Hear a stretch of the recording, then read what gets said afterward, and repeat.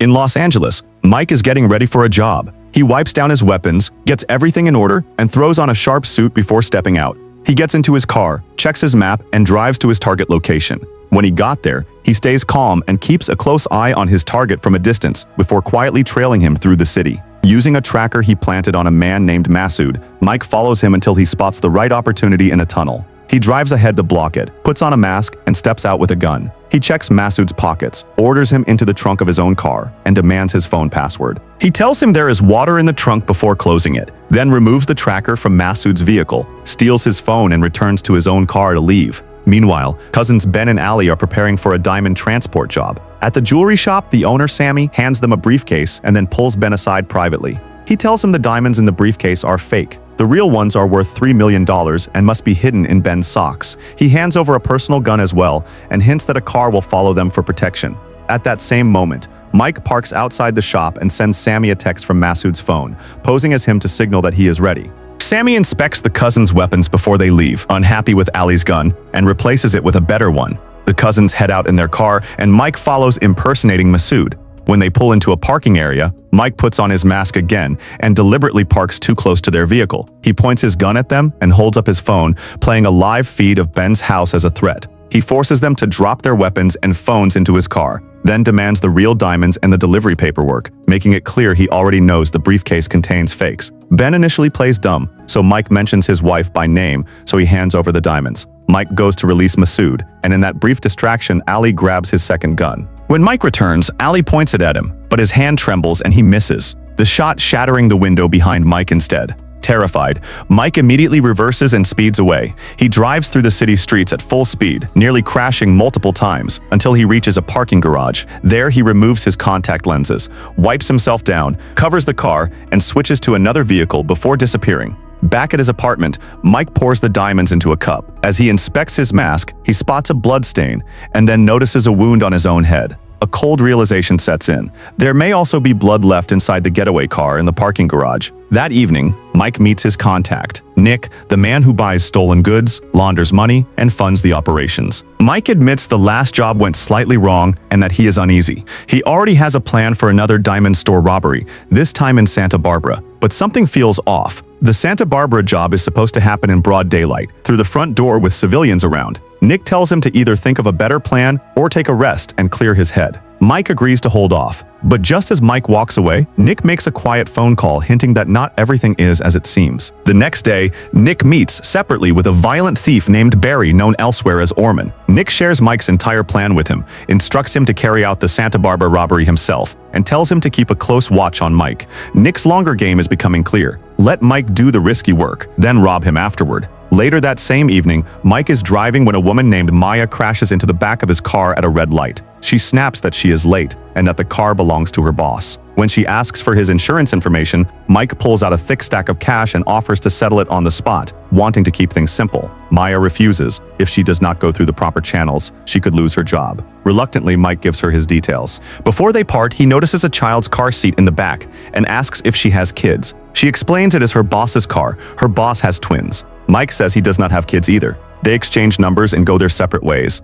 Mike later texts her and asks her to dinner. Meanwhile, the day after the robbery, Sharon, an insurance agent at a firm handling high-value clients, is sent by her boss, Phil, to liaise with the police about the diamond heist claim on behalf of jeweler Sammy Kassem. Phil also assigns her colleague Malene to take over the account of a wealthy client named Monroe, a deal Sharon had been cultivating. Sharon senses the office politics behind the move but agrees. At the police station, Detective Lou and his partner Tillman are already deep into the investigation. They question Ben and Ali about the robbery, pointing out the suspicious timing. The one day they transport nearly $3 million is the day they get robbed. Ben denies any involvement and calls it victim blaming when the detectives ask how the robber knew his wife's name.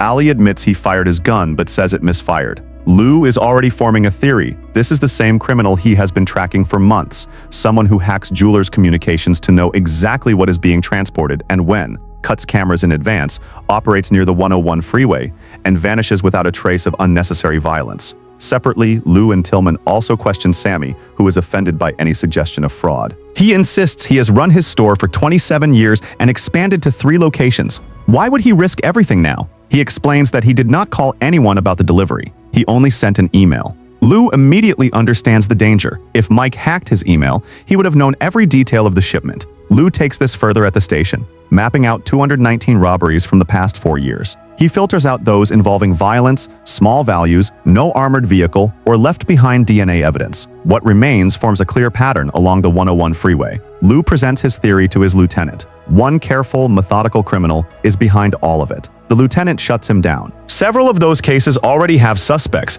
and reopening them would damage the department's clearance rate. Lou walks away frustrated but convinced. Sharon meets Lou at a cafe to discuss the Kassam robbery. She pushes for polygraph tests for both the jeweler and the courier. Lou questions whether the insurance company is after justice or simply looking to avoid a large payout. Sharon argues that the rich clients her firm protects are not as clean as they appear, which gives Lou yet another angle to consider. At a diner, Mike is paying a hacker named Devin to dig into Sharon's social media, email, calendar, and phone messages. He is not only planning robberies, he is studying the insurance side of the operation as well. While all of this is unfolding, Barry carries out the Santa Barbara job. He tracks a courier to a jewelry store, storms inside with his gun out, and discovers the briefcase is handcuffed to the courier's wrist.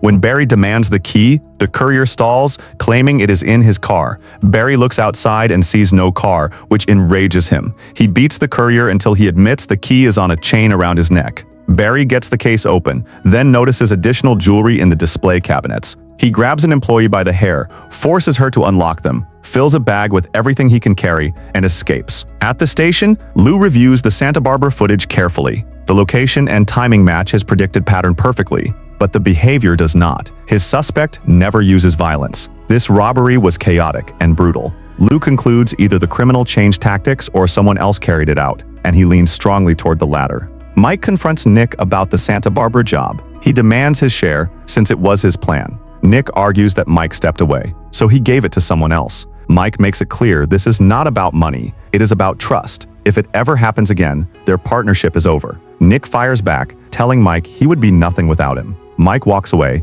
and cuts ties for good. He meets with Barry again and lays out a new strategy. Instead of doing any more robberies themselves, they will let Mike plan and execute the next heist, then rob Mike afterward and take everything. Nick gives Barry the name of Mike's hacker, Devin, and tells him to watch that connection. Mike will eventually appear. Soon after, Mike collects new information from Devin. As he leaves, Barry secretly attaches a tracker to Mike's car. Back at his apartment, Mike studies Sharon's schedule and personal details in preparation for an approach. The next day, Mike engineers a casual encounter with Sharon outside. Complimenting her car, they introduce themselves to each other with a handshake. They then have a little conversation about the car they both drive. The connection feels natural. After that, they get into their cars and drive away. That evening, Maya comes to Mike's place. She notices how empty it feels. No photos, no personal history, nothing that reveals who he is. She turns on music and pulls him into a dance, joking that someone needs to teach him how to be human. The evening grows more intimate and she stays the night. The following night, Mike steps out onto the balcony and spots a faint light in the distance that gives away Barry's position. He watches Barry leave on his bike, then rushes to his car and searches it until he finds the tracker. He removes it immediately and calls to arrange a new apartment.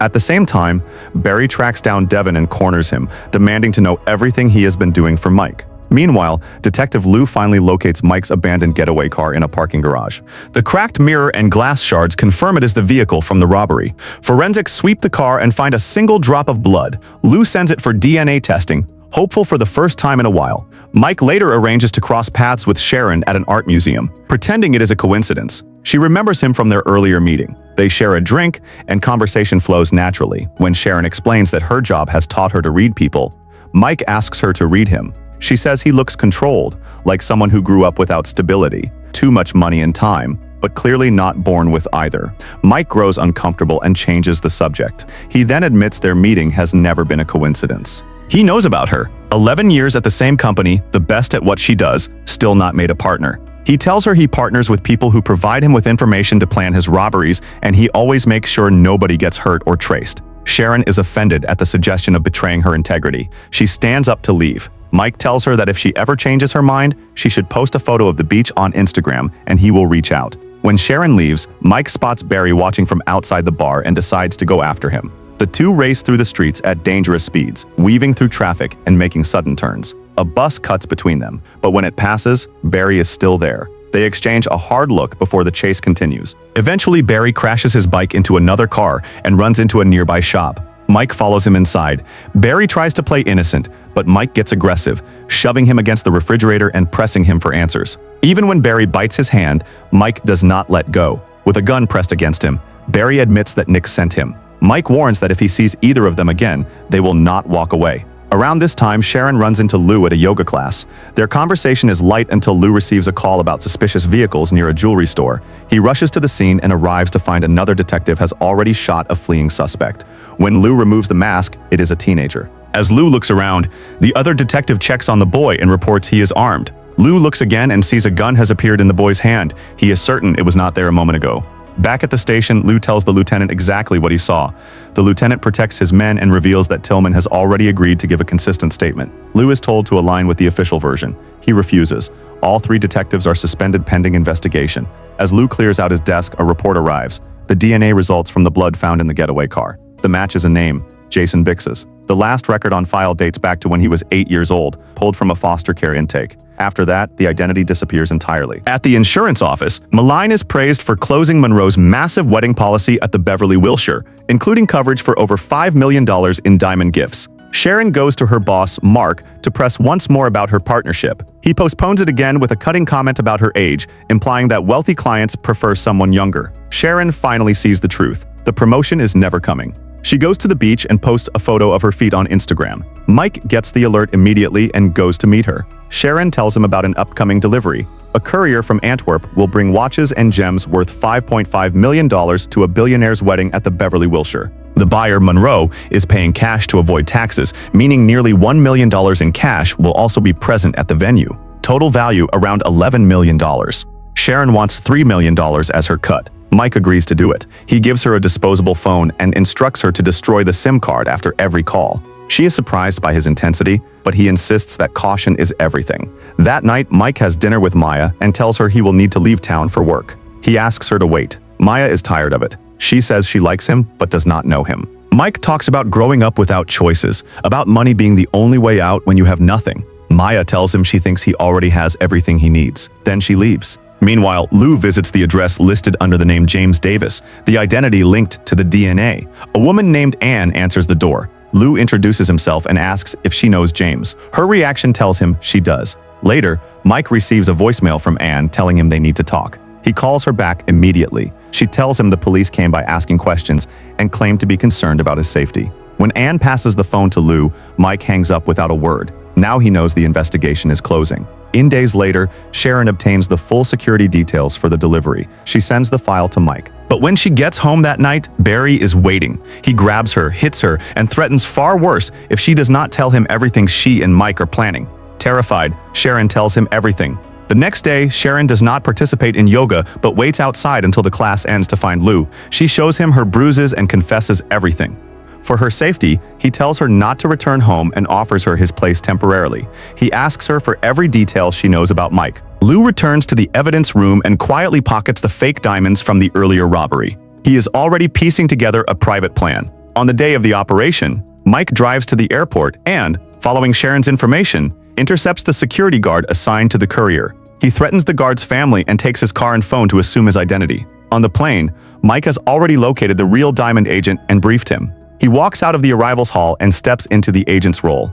Unbeknownst to Mike, Lou has taken the real guard's place and is waiting to be picked up as the second escort. The two drive to the Beverly Wilshire, making polite small talk along the way. Lou steering the conversation casually, both men watching each other carefully. Meanwhile, Barry has slipped into the hotel disguised as a member of the kitchen staff. Sharon, still at the office, cannot stop tracking the courier's flight on her phone.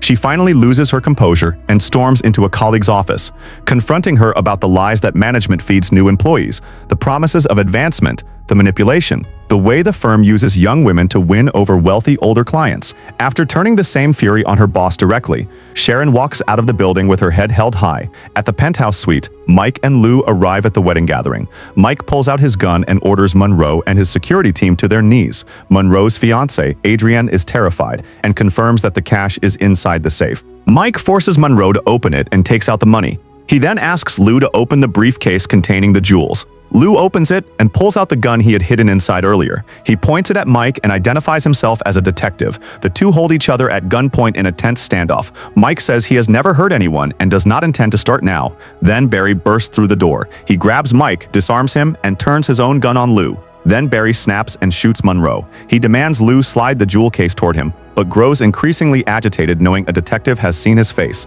In the chaos, Mike gets hold of the gun he took from Lou and shoots Barry dead. When it is over, Lou tells Mike he knows exactly who he is, the 101 robber, and that he will make sure he never works again. Mike counters calmly, turning to Monroe. If the police investigate the cash and jewelry too closely, they will uncover tax evasion and the illegal importation of undeclared stones. Monroe understands the threat immediately. Lou calls for backup and reports 2 victims down. Monroe, furious and wounded, threatens to go to the police regardless. Lou stays composed and reminds him what a thorough investigation would actually mean for him. Monroe's fiancée scolds him into silence. Monroe agrees to cooperate with the cover story. On the street below, Mike walks away as police cars surround the hotel. In the days that follow, Lou rides a bus carrying the real diamonds. He visits Sharon and gives her a portion of the stones, telling her she has truly earned them. She shows him a photo Mike sent, a message meant for the detective. Lou goes to the location in the image and finds Mike's vintage car waiting with the keys inside. He gets in and drives away. Across town, Maya is at her office when an envelope arrives. Inside is an old childhood photograph of Mike, a boy in a foster home with nothing. On the back, in simple handwriting, he apologizes and asks for one more chance. Maya smiles and goes looking for him.